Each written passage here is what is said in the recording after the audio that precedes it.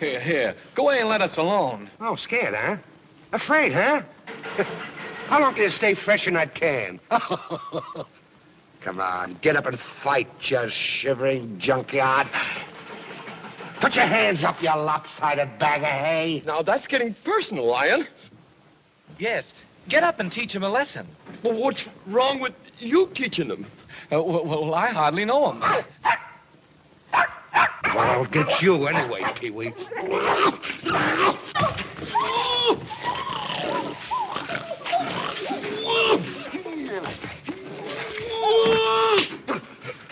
Shame on you.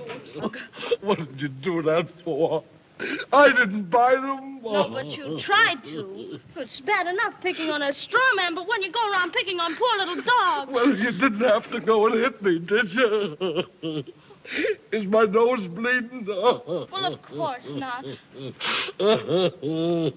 My goodness, what a fuss you're making. Well, naturally, when you go around picking on things weaker than you are, why, you're nothing but a great big coward. You're right. I am a coward. I haven't any courage at all. I even scare myself. Look at the circles under my eyes. I haven't slept in weeks. Why don't you try counting sheep? That doesn't do any good. I'm afraid of them.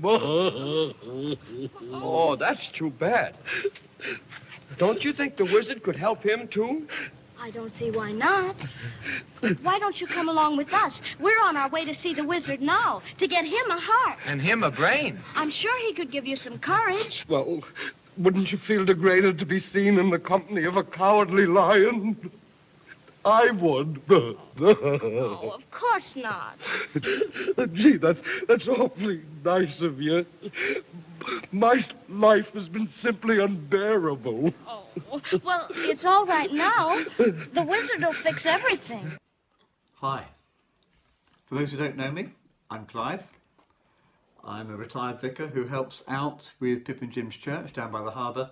And before that, I was a head teacher of a junior school. So it's lovely to come and talk to you about the Christian faith in your assemblies.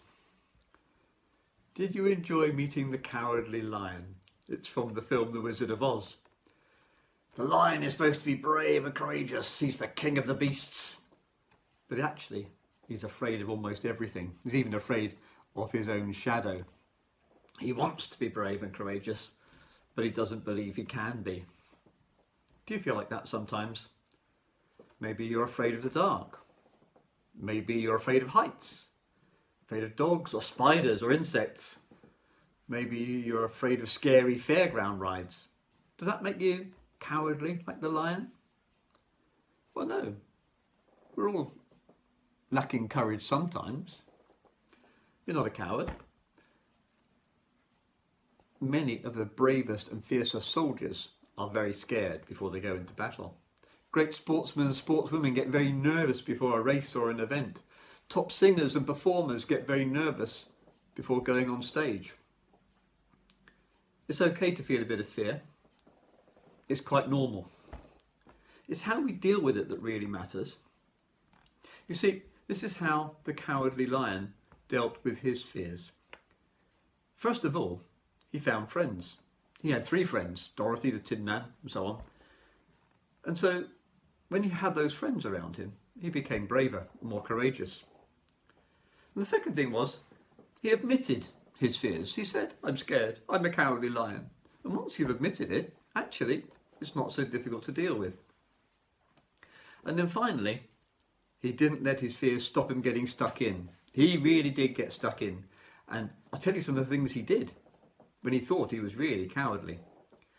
First of all, they came to a wide gap or a chasm in the road. They couldn't get over it, they couldn't get round it, they couldn't get under it. Somehow they had to get over it. And what he did was, he took one of them on his back, he leapt over the chasm, left them there, and then he leapt back over, put one on his back, and leapt back over. He did that 3 times. And then a bit later, he held off some really bad people, while the Tin Man, one of his friends, chopped down a tree and made a bridge over a river so they could get over them. They could all get over the river. And then finally, when they wanted food, he actually went into a very deep, dark, scary wood, and when he was in there, he found the food that they needed. So maybe, actually, it's easier to be courageous when you're doing things for other people. He found courage from within and from his friends. Sometimes people say to be courageous, you have to find it within yourself. You have to believe in yourself. Maybe that's true, but sometimes that's not so easy.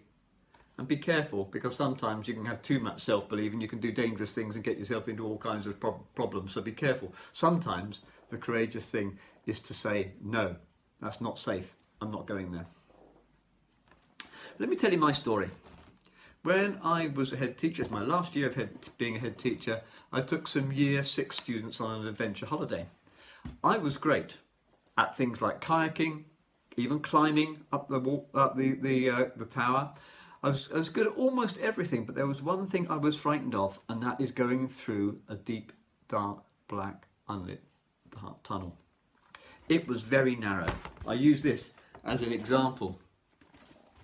It was a bit like trying to get through a long tunnel underground about this size. The only way through it was to go on hands and knees, or sometimes wriggle on hands and tummy, and to go through the corners and round the corners and round the bends and up and down the bumps and bits and pieces. And I was scared. I hate being in tiny, dark places. The good thing was, although I was the last one to go, because I had to make sure all the children got there before me, I was tail end Charlie, there was a girl in front of me. I remember her name. Her name was Robin Farrell. And as we went through the tunnel, I would call out to her and say, Robin, where are you? What's happening? And she would tell me, oh, I'm turning left, or be careful, there are some bumps here we've got to climb over, or mind your head on the things hanging down from the ceiling. And it helped me to know where I was going. I couldn't see, totally pitch black. I had to admit, I was scared. Once or twice, when she got a bit too far ahead of me, I would say, Robin, where are you? And I'd hear her call back, I'm here, Mr. Thomas. And I knew which way I had to go. And then once or twice, I found that I was touching her feet just in front of me, and it gave me that little bit of courage to know that she was still there. Even when I tell the story about it today, I feel the same fear that I felt when I went into that tunnel. I was scared. Would I want to do it again? Maybe not, but I know that I could, especially if I had someone there to help me. So that's my story about being frightened. I couldn't have done it without Robin. Now, many of us find a friend who helps us when we're in trouble. There is a friend who's always there when we're in trouble, who will always listen to us and will always help us. Some people would call him God. I know him as Jesus. When I get frightened, when I get anxious, when there's something I think I can't do, I call out to Jesus and say, help me get through this. I know he listens, I know he hears me, and I do find that somehow I find the courage to get through whatever it is I have to do. At the moment, I'm thinking about all those doctors and nurses who are having to go into hospital afraid of the coronavirus. Those who work in care homes afraid that they don't have all that they need to minister to those who are sick. They need courage. And I pray that Jesus will give them the courage that they need for each day. So, what can we learn from the cowardly lion? Well, it's okay to lack courage sometimes. It's okay to admit we're not very brave. It's okay to have friends around us who can help us get through. And if we have those friends, and if we have those who can help us, and if we admit our fears, it's amazing how often we can get through whatever it is that scares us, just like I got through that deep, dark, narrow tunnel. There's an old hymn that we sing sometimes in church that starts, what a friend we have in Jesus. It goes on, have we trials and temptations? Is there trouble anywhere? We should never be discouraged. Take it to the Lord in prayer. That's what I do. I pray that you'll have courage to face anything that you're afraid of. And that maybe, if you need to, you'll call upon Jesus and he will get you through and help you to get stuck in and face those fears. In a minute, your teacher will lead you in the Lord's Prayer. But I'm going to sign off by saying the prayer that I say at the end of every assembly. God, bless those who I love, and God, bless those who love me. And God, bless those who love those who I love, and bless those who love me. Amen.